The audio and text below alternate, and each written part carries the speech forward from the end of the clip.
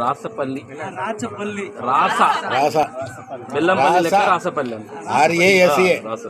రాసపల్లి మనీషా గారి మ్యాగీ గారి యొక్క కుమార్తె మరి రాసపల్లి నైసి ఆ బిడ్డ సంఘం ఎదుట దేవుని ఎదుట ఆమె సాక్ష్యం చెప్పింది. ప్రభు పాపాలు క్షమించాడని.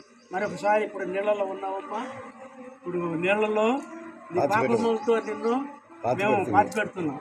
అదే సరేనా? కనుక మరొకసారి నువ్వు సాక్ష్యం చెప్పు. ఏంటంటే యేసు ప్రభువుని నీ సొంత రక్షకుడిగా అంగీకరించుకున్నావా?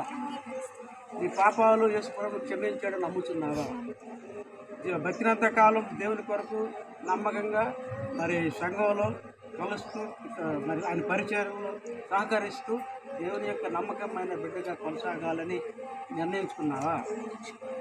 కాబట్టి మరి ఆమె ఇచ్చినటువంటి సంఘం ఎదుట, తల్లిదండ్రుల ఎదుట, కుటుంబం ఎదుట మరి బిడ్డ ఇచ్చినటువంటి స్థిర నిశ్చయముతో ఇచ్చినటువంటి సాక్ష్యాన్ని బట్టి, మాటలు బట్టి ఆమె హృదయమందు విశ్వసించింది, ఆమె నోటితో ఒప్పుకున్నది కనుక, ఆమె రక్షణ పొందింది కనుక, పాపక్షమాపణ పొందింది కనుక, ఆమె పాపములతో ఆమెను ఈ నీటిలో మరి సమాధికి సాదృశ్యంగా ఉన్నటువంటి ఈ నీటిలో బాప్తిసం సంఘం తరఫున మనం అందరం కలిసి ఇస్తున్నాము.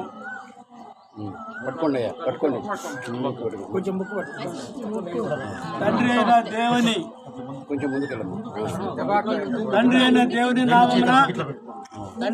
దేవుని నామమున మరి యేసుక్రీస్తు ప్రభువు నామమున, పరిశుద్ధాత్మని నామమున ఈ రాసపల్లి నైసికి మరి బాప్తిస్మము సంఘమంతయు కలిసి ఇస్తున్నాం. Very good. పాట